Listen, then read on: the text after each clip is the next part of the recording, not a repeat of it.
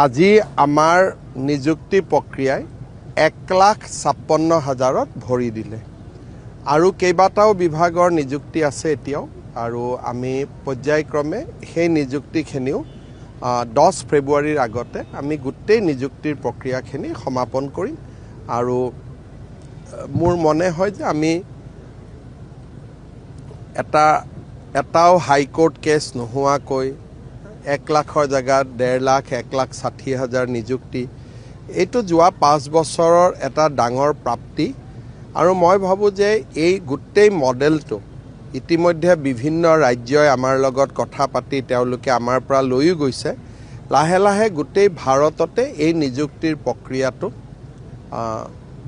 এটা আদৰ্শ হিচাপে বহুত ৰাজ্যই আমাৰ পৰা লৈ যাব 1,70,75 এনেকুৱা ভিতৰত হ'ব গোটেই নিযুক্তিটো আৰু ইয়াত আমি কন্ট্ৰেকচুৱেলখিনি যোগ কৰা নাই যিবিলাক কন্ট্ৰেকচুৱেল আছে সেইখিনি বেলেগ কন্ট্ৰেকচুৱেলতো মই লিষ্টখন দিম তাতো 50-60,000 আমি দিছোঁ যোৱা 5 বছৰ কিন্তু এতিয়ালৈকে মই কন্ট্ৰেকচুৱেলৰ লিষ্টখন বনোৱা নাই কাৰণ আমি ৰেগুলাৰ এপইণ্টমেণ্টখিনি এতিয়া কৈ আছোঁ